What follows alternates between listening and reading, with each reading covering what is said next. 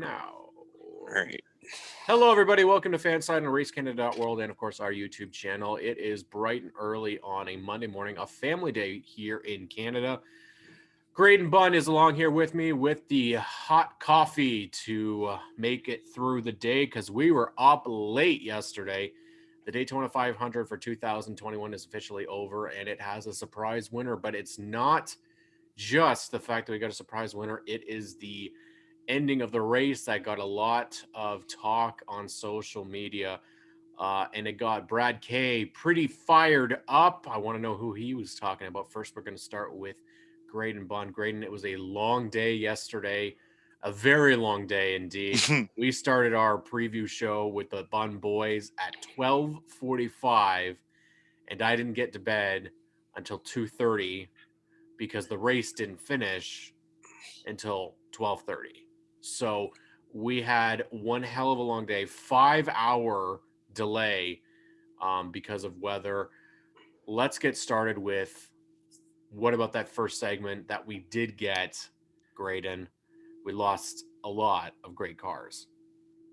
First of all, good morning and happy Family Day to all our Canadian friends. If you're checking this out today, you're hopefully at home enjoying some time with the fam.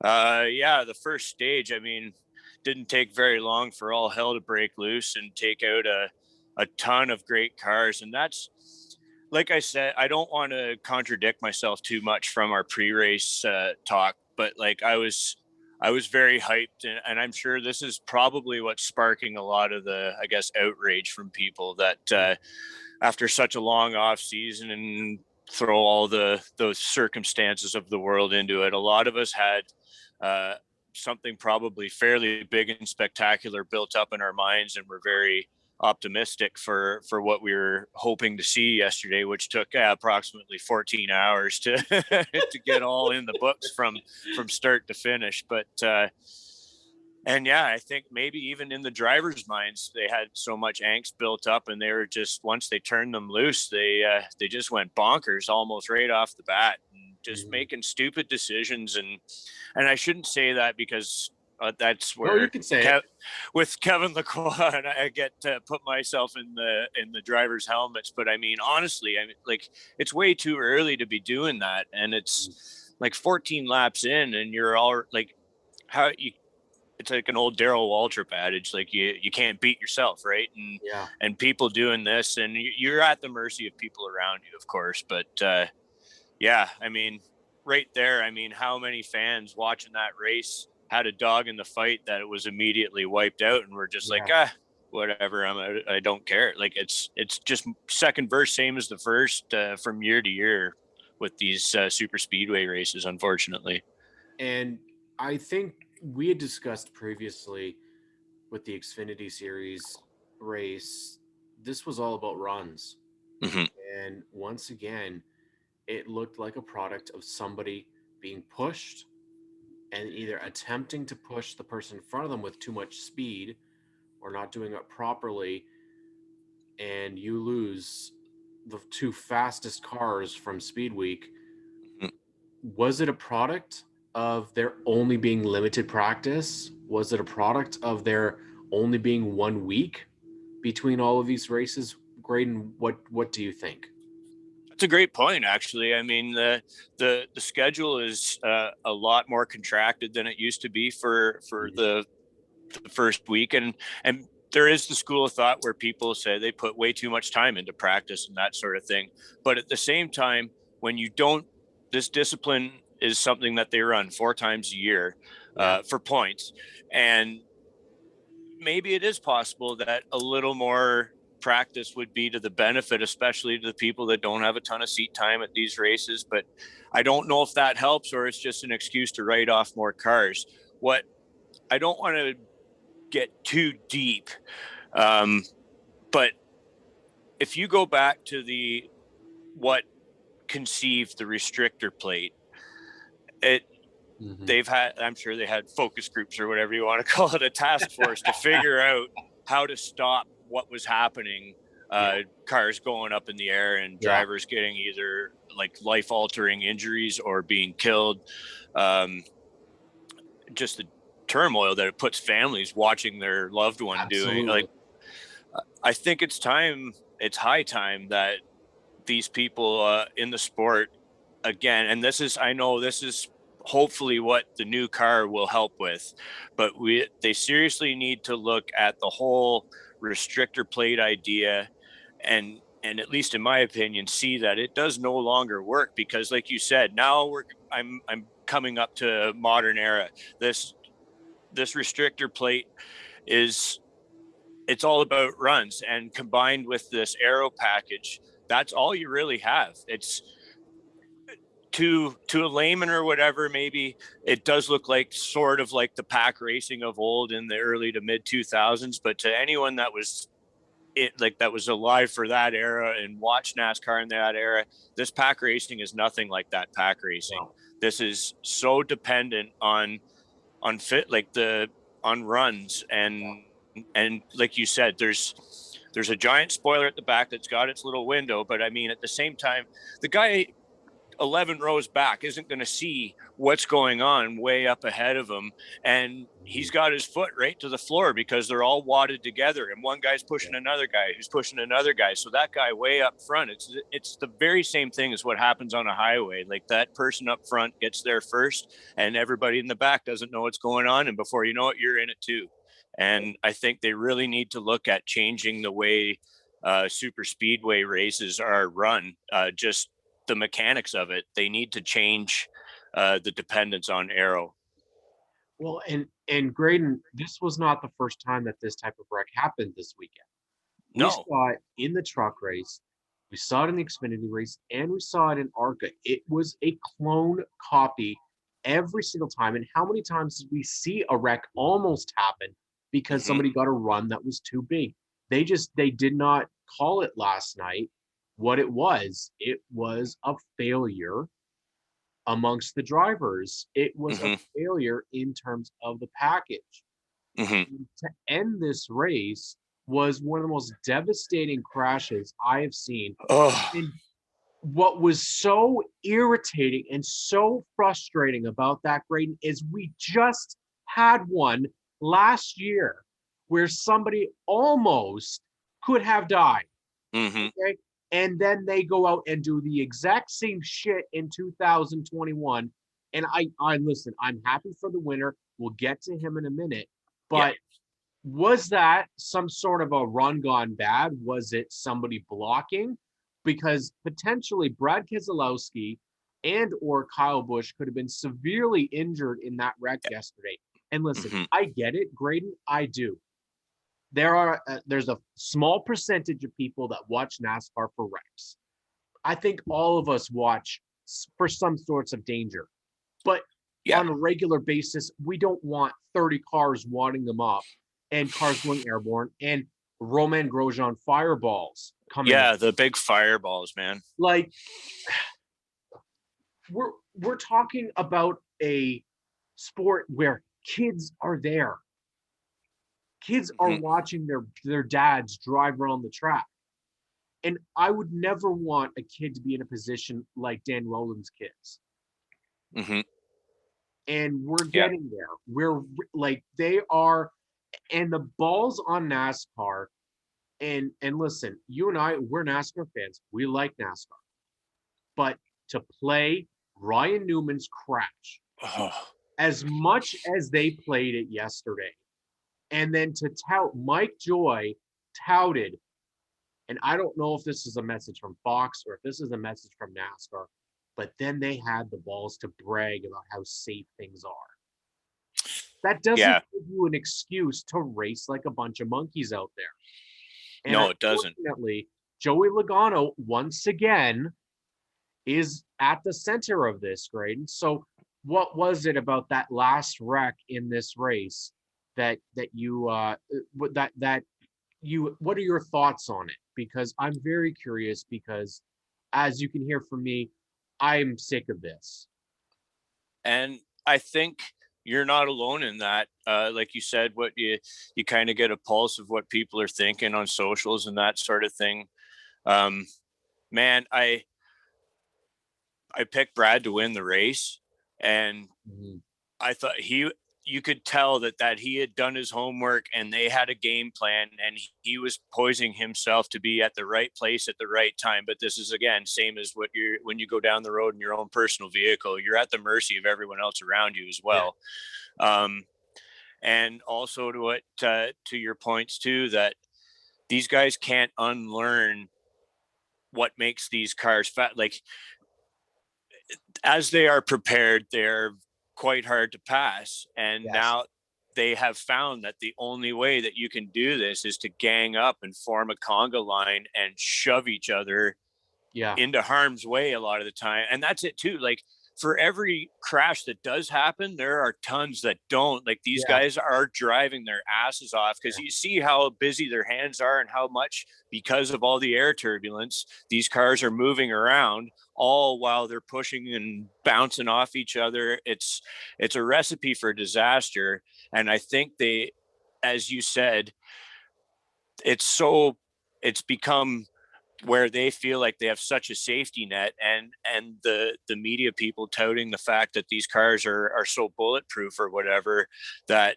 they really need to stop this and really look at it, because now they're basing this false sense of security around this package that nobody that I can tell really likes. I mean, and again, I know 2022, like, we were supposed to have a new car by now and we don't, but I really think I hope whatever this new car brings, that it brings some sort of an end to this style of super speedway racing and makes it safer to a whole new level, because last night was too much. Yeah. And this isn't woke culture. This isn't cancel culture. This is safety. Okay. You can't This go. Is humanity. It's safety and economics. Like, look at the amount of money. How many cars wrecked yesterday? How many cars were involved in a wreck yesterday? Like, they're talking about how much it costs these team owners, and you go and wad 20 cars up in the first 15 laps of a 200-lap race. And Graydon, it's no longer the Daytona 500. It is literally the last 5 laps. Daytona, 5. The last 5 laps of the race that matter, because clearly people are not invested in racing the entire race. Now, I will say that, and I'm pretty sure most people would agree, that this was not, I don't think, on the drivers. I listen, this might be way out there, but I almost feel that NASCAR was like, okay, boys, you had a huge wad 'em up after 15 laps. We need to get this race in. So how about you guys just go around, do what you can do, because it was a train race. And as much as people want to give the finish credit, it wasn't a good finish. It was a wad 'em up, bump, push, and pillage. And whether it was Joey Logano blocking his teammate, I'm gonna be devil's advocate here. We have to remember one race, and that was the race that a lot of this shit started, that Brad Keselowski was involved in. A lot of people love Carl Edwards, but ever since that 2009 Talladega race, this has been the constant, which is, I don't care if you have a run, I'm going to block you. And then the person behind says, I don't care if you're going to block me, I'm going to spin you because I can't go below the yellow line. Here we are. Exactly. That was a pivotal race. You're right. And Carl sailed into the catch fence. You would have thought that people would have realized that back then, that was not a good decision. Are we waiting for that, Graydon? Are we really waiting for somebody to end up in the infield and into the stands? Because how many races now is it that we get a huge crash, multiple, and this is, I think, what I was talking about during a live stream right after the fan side live stream, right after the race at like 2:00 in the morning, was we used to have big packs, but I'm struggling, Graydon, because I don't remember there being multiple huge crashes in that. They would have the one big one, but that was it, right? Like, Yeah. and I don't remember, I can't remember all of them, but I think there was either like a tire failure or the person wasn't clear, or they just ran out of room. It wasn't stuff like people blocking each other and You're exactly right.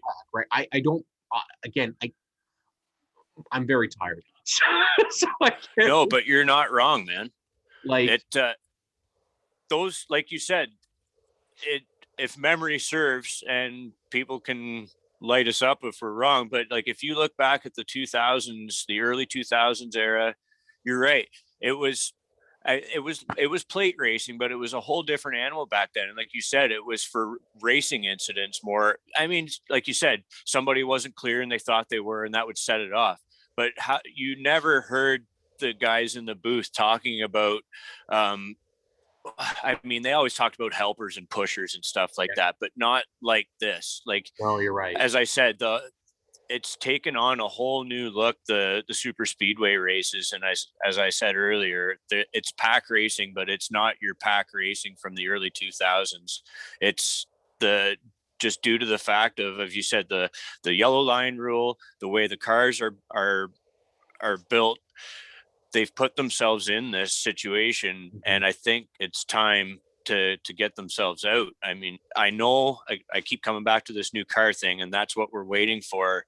And then I guess there's 1 down, 3 to go in terms of plate races this year, but that's 3 more excuses to wad them up like this. And man, these crashes just seem like they are getting worse and worse. Yeah. Like, where fire or tumbling through the air and getting creamed by another car just because they are so close together. It's, I will go on record for saying that I am not a fan of this incarnation of plate racing. I have not been. I have been critical of it from quite a while back now. But as you said, we got to look at the good of some of this stuff. There was some good that came out in the end. With a first-time winner and a team showing what kind of mettle they have on these plate races. You can, if you're in it, you can win it. So, yeah, how about Front Row Motorsports and Michael McDowell? Damn sure, man. The most starts, I believe, in the Cup Series before a win. Now that goes to Matty D, unfortunately. But yeah. First, before we get to that, there's a reason why I'm wearing the Ward Burton jacket. Guys, go back to 2002 and watch the finish there. No pushing necessary. Yeah, the same guy got up there and he led it right to the end. But it was a great and exciting race for some, again, stupidity. But getting out of your car and trying to fix it by yourself, that was a type of stupidity, right? So, man, good times. Yeah, it would. But that's what I'm saying, man. Like it was good times. Good times. It wasn't where you had to worry about that. Yeah, they had a big wreck and stuff, and it did come off of blocking actually, but not again to, I think, this extent, right? No, not at all. But you brought up the little team that could. Bob Jenkins, Front Row Motorsports. They have 2 wins in their existence. One was a fog shortened race at Pocono with Chris Buescher. I'm going to sneeze. Just give me a second.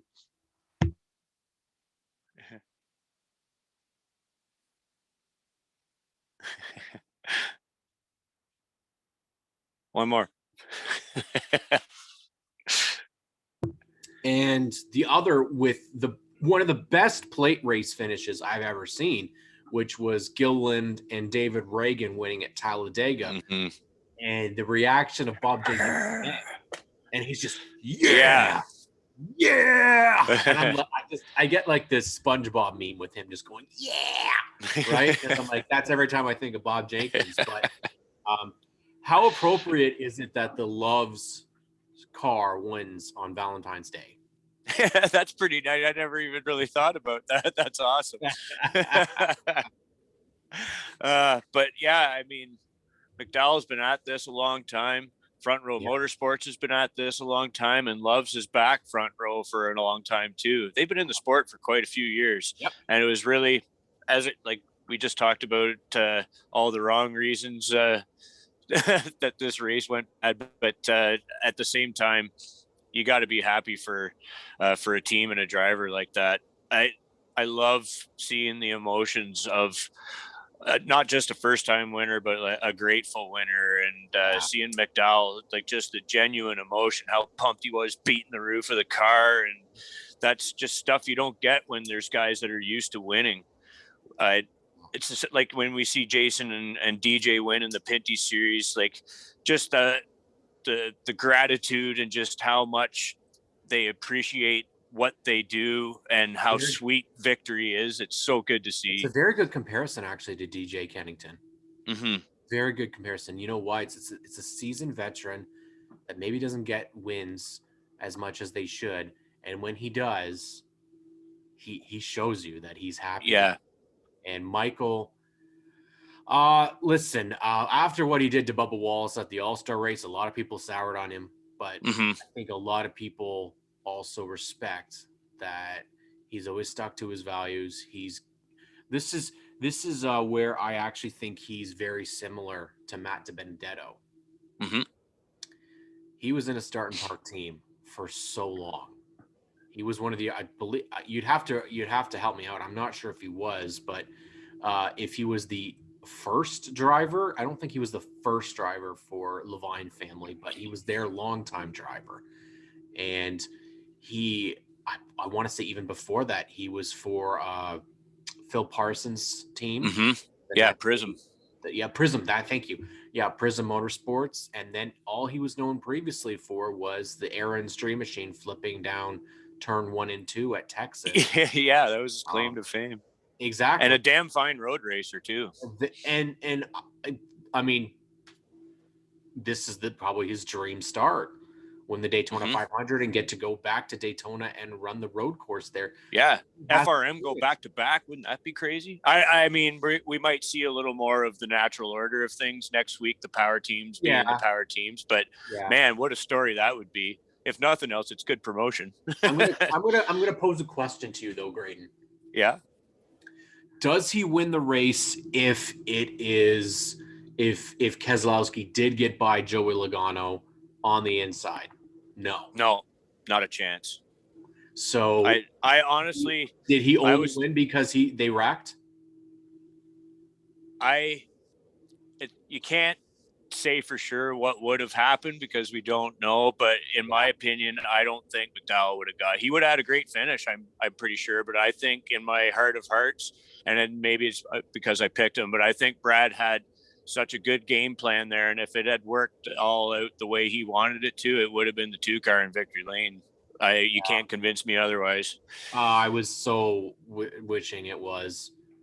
I was so glad to see him. That was kind of a win, seeing him get out of the car, and it took Kyle a while before he got out of the car. That's what I noticed. And then Kyle's interview, Kyle was very, very kind of relaxed and very chill, and I was glad that he was okay, because if you guys didn't catch that part of it, he hit Brad savage Keselowski so hard it knocked the tires off Keselowski's car, and then Cindric came in and just obliterated them. Creamed them. Yeah, absolutely creamed them.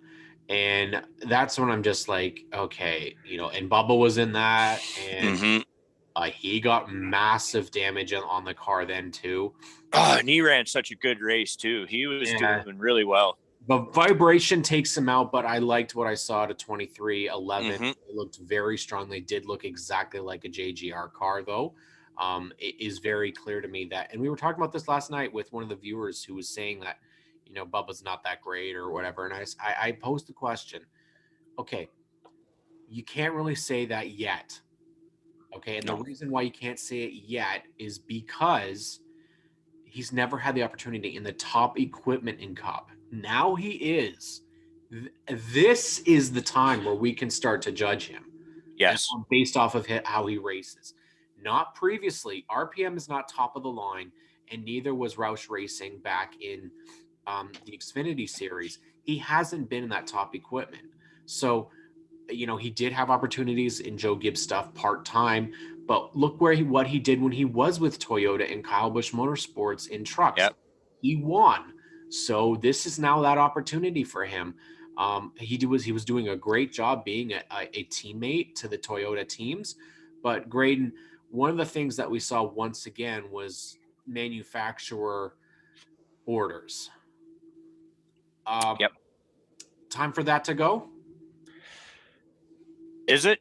Of course it is. But will it? Of course not. I mean, unfortunately, I can only see that becoming more prevalent than going away. Yeah. It's a money world, money driven, and Chevrolet wants to see Chevrolets running together. And that, I question that strategy too. I mean, you're literally putting all your eggs in one basket. One guy screws up at the front of that Chevrolet pack, or insert OEM here. Mm-hmm. You're taking all your bullets out of the gun. Why not? If it were me as a strategist, I would try to spread my guys out, maybe have a couple of running mates here and there. But why would you want to try and bunch everybody together and put them in arguably more of a dangerous situation? Like I said, we're not team strategists or anything like that. But to me, I mean, they have to find the balance between driving the sport with money, and it's such an easy thing to say, but like, if I'm going to pose it, how do you fix it? Like, versus competition. And I mean, it's such a hard balance, because money is always going to make you go faster. But Graydon, in a way, have they ever actually worked? Because at the end, and that's it. Was like the success at the end level of the day, Michael McDowell just wrecked 2 Fords. Yes, to get a Ford in victory lane, but there's my proof exactly. He just wrecked. Mm-hmm. So, I think what they should really seriously think about, I mean, it's okay to have a one brand or like a one Ford, one Toyota sort of team mentality. But at the end of the day, they're all their own moving parts and pieces in the big animal of it all, or in the big machine of it. And you got to kind of let them do, because that's another thing that factors into these stupid wrecks and everything. People are making decisions based on what's in their ear, saying, there's your buddy over there, go get him, pick him up. And so they're like, okay, let's go.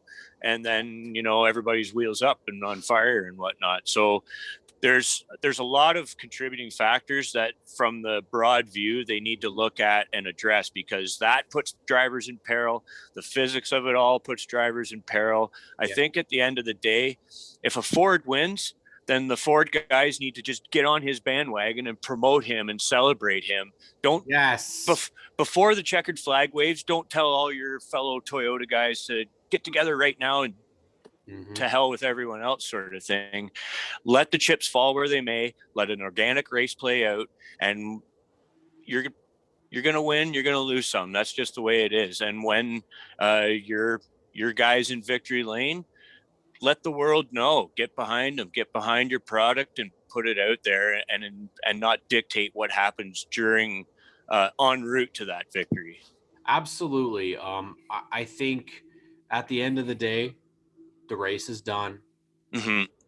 Let's get to the real racing. Exactly. Everybody did walk away. People are probably going to be a little sore. Mm-hmm. Physically and mentally. Exactly. I look at our picks, and Riley had Joey, and he was almost there. Owen had Eric, unfortunately was taken out really early. You had Brad K, again, really, really close to it. You and Riley took each other out, I guess. Jess had Denny Hamlin, who, funny enough, she's picking first next week. Was pretty close. I had Kyle, who was almost there, and Matthew Hall had Chase Elliott, who P2. He essentially wins this one right now in terms of the picks that finished the close. Good job, Matty. In the underdog, Adam had Brian Blaney, who was taken out real early. Mm-hmm. In the underdog, Adam Ross had Jamie McMurray, who gets a top 10. So I think nice job, Adam. Actually, Adam wins that. So good job on Adam. Riley had Daniel Suarez. Unfortunately, we didn't get to see much of. I was bummed about that. Owen had David Reagan, who was also kind of involved. You and Matthew had Bubba, who was involved in that last wreck, and I had Ryan Newman, who was out of it really soon.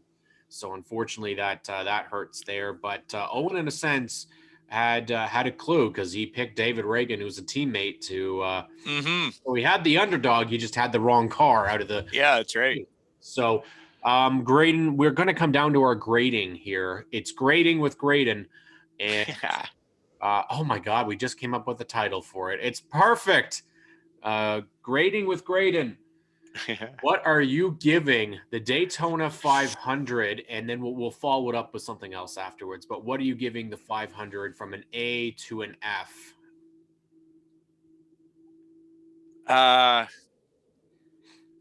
Throw everything, all considerations.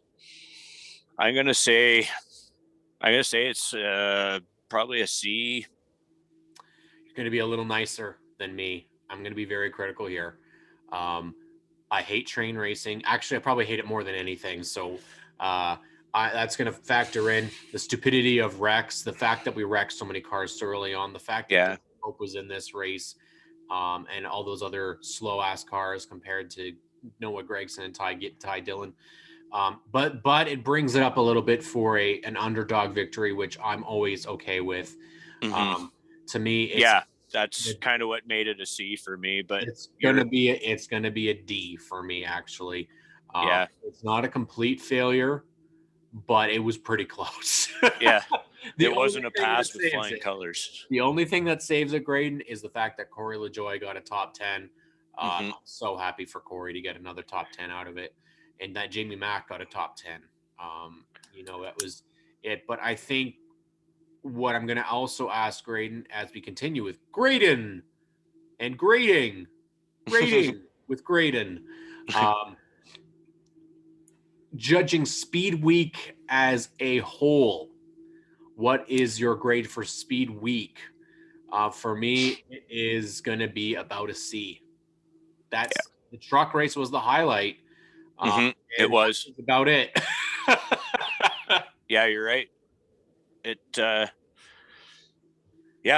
agree. I think it was a C. I had put all the factors into it. There was very much anticipation.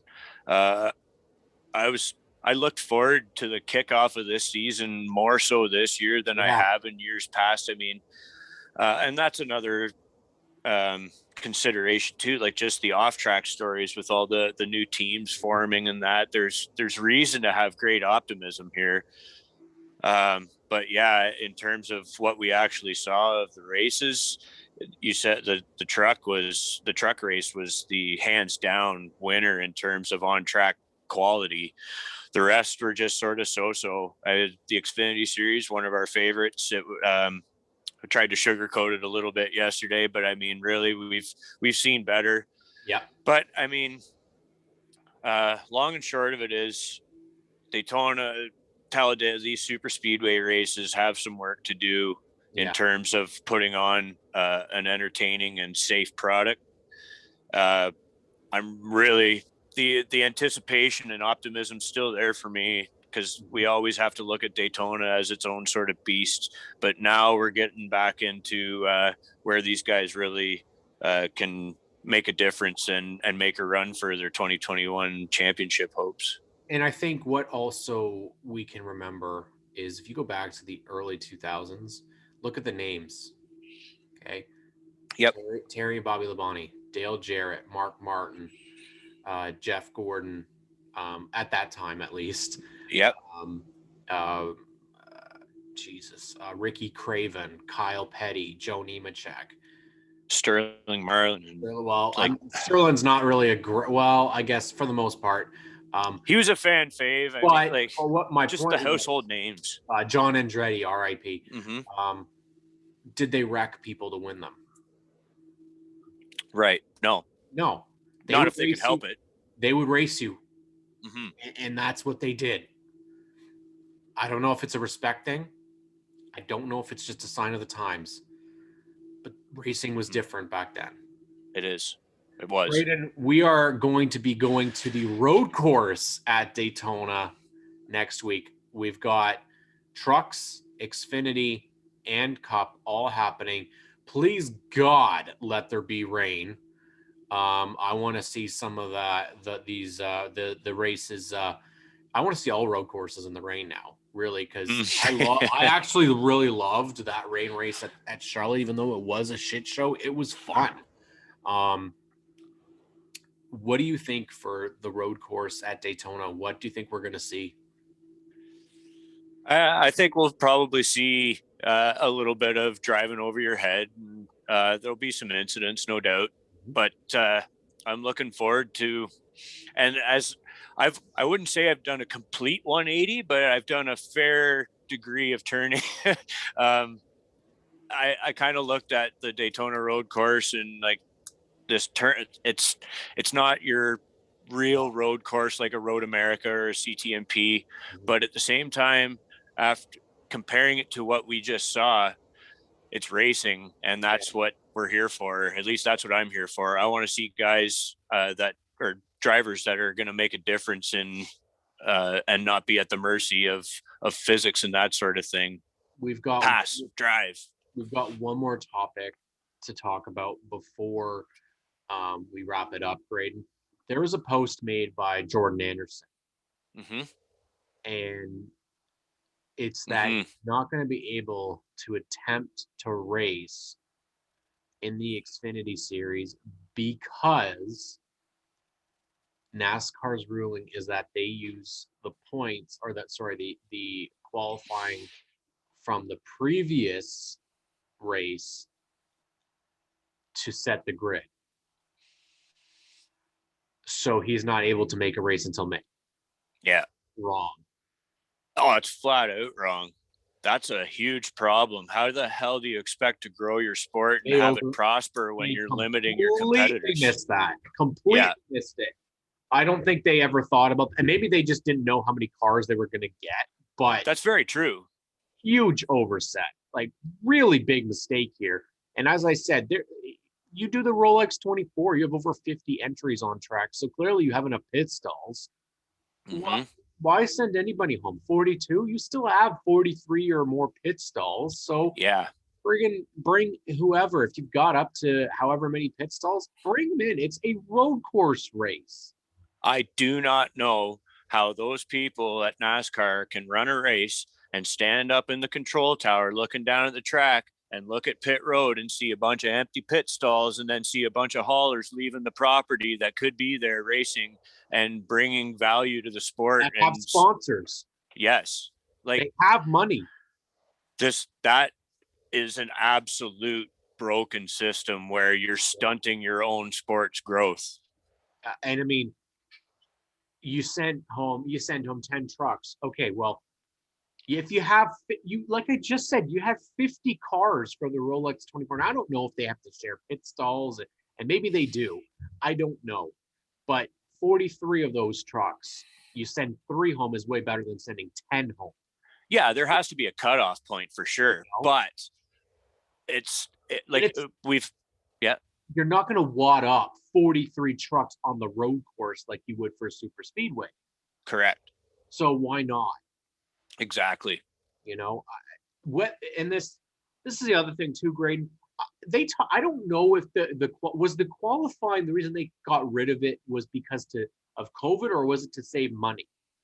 Like, what's the reason? That's kind of muddled for me now. It all kind of, they were starting this cost saving measures all prior to COVID breaking out, but I don't know if this is ultimately due to one thing or the other. Could they not just do 30 minutes? I don't know. Like, yeah. On track, just go on track for 30 minutes, done. This isn't something where we have to sit here and have a focus group and think for hours on how to fix this. This is a pretty damn easy fix as far as I'm concerned. Yeah. You want your sport to grow and thrive and prosper. Let the guys that show up to race and not send them packing. Yeah. It was not a good start. That's hemorrhaging teams' money. Like, they just forked out a ton of money for a race vehicle, the fuel to get there, the personnel to get the car on the track, licenses for all those personnel, sanctioning fees, tires, whatever, fuel, and then say, oh, sorry, you got to go see home. you in May. even though there's plenty. Yeah, it's not even next week or 2 weeks from now. Thing. Your whole season's shot. You've got the part-time rides. You got Rick Ware again, slow as molasses out there. Yet you got a guy who could potentially compete in the top, I don't know, 20. And they know he's there. I know it sounds like I'm picking on Rick Ware, but even the Bassetts, same situation. They just started. If they're starting a team, you're giving them no chance right off the bat. Why would you do that? And that's also, you look at Bob Levine, and he has, some would say, a jaded opinion. I would say he has a first-hand opinion of what the animal of NASCAR is like. Yep. And this is only helping Bob's case, in my opinion. Yeah. You can't make a go of it when the sport won't let you. And it's nothing but the best of intentions. These teams want to get out there and mix it up with their competition and everything, and being turned away because of some rules is silly. Who did the duels hurt this year? The teams that didn't have money. Yeah. Right? God Brothers Racing doesn't have money. Beard Motorsports doesn't have money. MBM doesn't have money. Who did it help? Rick Ware? Yeah. That's this money. There's work to be done from a procedural standpoint here for sure. Anyways, thank you all for tuning into the Daytona 500 official post-race show. Thank you, everybody that tuned in over the weekend. I'm going to sneeze once again, so I got to hurry up.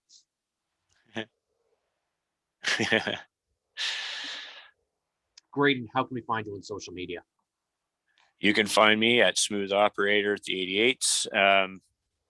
Just everybody, we are race fans. We care. We want what's best for our sport and the people that are in it to be able to come and put on a great show for us. And we don't have to worry about whether or not they're going to climb out of those cars. That's really what all this boils down to for race fans. And I'm really excited for next week to really see the real substance of the season get underway.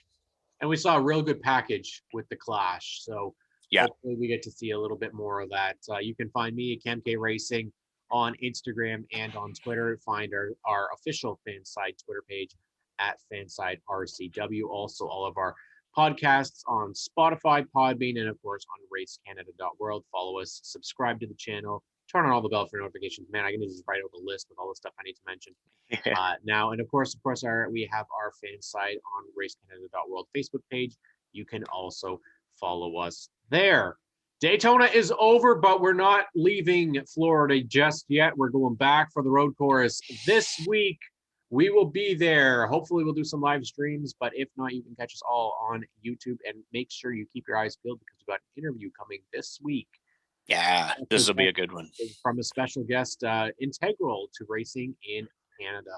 Thank you so much, everybody, for tuning in. Have yourselves a great week.